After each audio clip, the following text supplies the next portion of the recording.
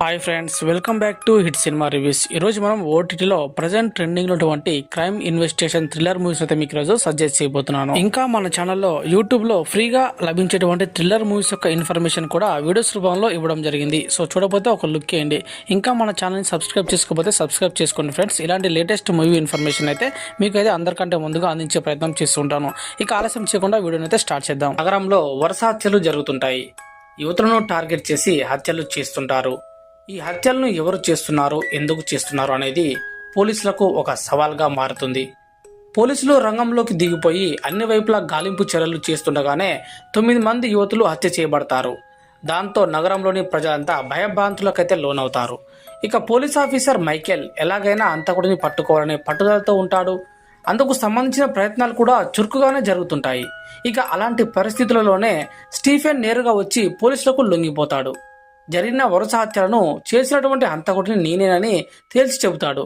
మొదట్లో నమ్మలేకపోయిన పోలీసులు ఆ తర్వాత ఆయనను అరెస్ట్ చేస్తారు కూడా. ఇక మరి హత్యలు ఎందుకు చేసినట్టు, 9 హత్యల అనంతరం లొంగిపోవడానికి కారణం ఏమిటి అని స్టీఫెన్ను పోలీస్ ఆఫీసర్ మైకేల్ అడుగుతాడు.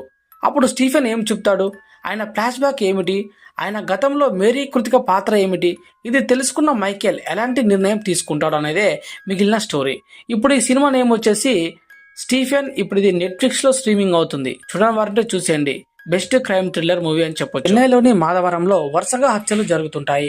కాలిపోయిన ఓ శవం కాళ్ళు, చేతులు, తలను వేరువేరు అట్టాపెట్టెల్లో ఓ మాస్క్ తో పాటు పెట్టి హంతకుడు పలు ప్రదేశాల్లో పడేస్తాడు. అలా పోలీస్ స్టేషన్ ఎదుట కూడా ఓ బాక్స్ కనిపించడం కలకలం రేపుతుంది. దాన్ని సవాల్గా తీసుకుంటాడు సిఐ రాజేంద్రన్. ఇక ఆ కేసు వీలైనంత వేగంగా సాల్వ్ చేసేందుకు ఫేషియల్ రీకన్స్ట్రక్షన్ ఆర్టిస్ట్ అయినటువంటి శివసాయం తీసుకుంటాడు.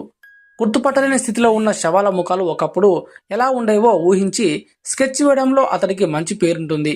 ఇక పోలీసుల అవసరం మేరకు క్రైమ్ రిపోర్టర్లు రాస్తుంటాడు. ఆ కేసును ఛేదించే క్రమంలో అనూహ్యంగా రాజేందర్ కూడా కిడ్నాప్ అవుతాడు. ఇక ఆయన స్థానంలో ఇందుజ కేసు బాధ్యతలు స్వీకరిస్తుంది. మరి రాజేంద్రను టార్గెట్ చేసింది ఎవరు? ఓ సమస్యతో సతమతమయ్యే శివ కేసును పరిష్కరించేందుకు ఇందుజాకు ఎలా హెల్ప్ చేయగలిగాడు? అసలు ఆ హత్యకు కారణం ఏమిటి అన్నది తెలియాలంటే ఈ సినిమా చూడాల్సిందే. ఈ మూవీ నేమ్ వచ్చేసి ద హంటర్. ఇప్పుడు ఇది ఆహాలో స్ట్రీమింగ్ అవుతుంది. చూడాలంటే చూసేయండి. ఈ సిరీస్ మొత్తం 7 ఎపిసోడ్లతో ఒక్కో ఎపిసోడ్ డ్యూరేషన్ దాదాపు 35 నుంచి 42 నిమిషాలు ఉంటుంది. కథలోకి త్వరగా వెళ్ళడానికి ఎక్కువ టైం తీసుకోకుండా ఫస్ట్ ఎపిసోడ్ నుంచే డైరెక్టర్ సెల్వమణి మునియప్పన్ ఉత్కంఠనైతే పెంచాడు.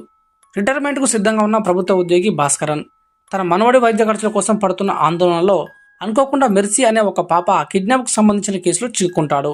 ఇక ఆ కిడ్నాప్ చేసింది తాను కాదని అతడు చేసే ప్రయత్నం, దాన్ని బయటపెట్టడానికి ప్రయత్నించే నిజాయితీ గల పోలీస్ ఆఫీసర్ గౌతమ్, వీరి దర్యాప్తు చుట్టూ కథ చాలా గ్రిప్పింగ్ గా తిరుగుతుంది. ఈ మూవీ నేమ్ వచ్చేసి కుట్రం పురిందావన్. ఇప్పుడు ఇది సోనీ లీవ్ లో అందుబాటులో ఉంది. చూడని వారంటే చూసండి, సూపర్ గా ఉంటుంది. ఈ మూవీ జియో హాట్స్టార్ లో స్ట్రీమింగ్ అవుతుంది. రోహన్ ఒక ఆర్కిటెక్ట్. స్నేహితులతో కలిసి పార్టీలు చేసుకుంటూ సరదాగా గడుపుతూ ఉంటాడు. ఒకరోజు పార్టీ చేసుకుంటుండగా తన క్లాస్మేట్ కని ఆత్మహత్య చేసుకుందని స్నేహితుడి ద్వారా తెలుసుకుంటాడు మనోడు. ఇక ఆ మరుసటి రోజే ఆమె ఇంటికి వెళ్ళి కుటుంబాన్ని పరామర్శిస్తాడు. ఇక ఆమె గుర్తుగా అక్కడి నుంచి ఒక హెయిర్ క్లిప్ను తీసుకొస్తాడు. ఆ రోజు రాత్రి రోహన్ ఇంట్లో అనుకోని పరిస్థితులు ఎదుర్కొంటాడు. కనిపించని వ్యక్తి ఎవరో అతడిని కొట్టి స్పృహ కోల్పోయేలా చేస్తాడు. మరి ఇంతకీ రోహన్పై దాడి చేసింది ఎవరు? కని గురించి ఆమె ఫ్యామిలీ ఫ్రెండ్ మధుసూదన్కి రోహన్ ఏం చెప్పాడు? ఈ అనూహ్య పరిస్థితుల వెనుక ఉన్నదెవరు? కని ఆత్మ రోహన్ను వెంటాడుతుందా అన్నది ఈ సినిమా చూసి తెలుసుకోవాలి.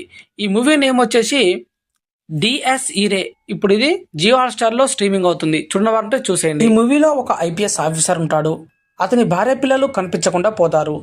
దీంతో మానసిక ఒత్తిడి, నిద్రలేమితో బాధపడుతూ ఉంటాడు హీరో. ఇదే సమయంలో త్రిశూర్లో వరుస హత్యలు జరుగుతాయి.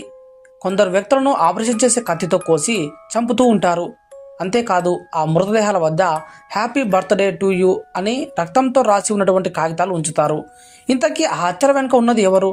అతడిని ఓజ్లర్ అతడి టీం ఎలా పట్టుకుంది? అలెక్స్గా మమ్ముట్టి దీంట్లో నటించారు. మరి ఇంతకీ అలెక్స్ ఎవరు? సో ఇవన్నిటికీ ఆన్సర్ తెలియాలంటే ఈ అబ్రహం ఓజ్లర్ అనేటువంటి మూవీని చూడాల్సిందే. ఇప్పుడు ఇది డిజ్నీ ప్లస్ హాట్స్టార్లో స్ట్రీమింగ్ అవుతుంది. చూడని వారంటే చూసండి, ఎక్సలెంట్గా ఉంటుంది.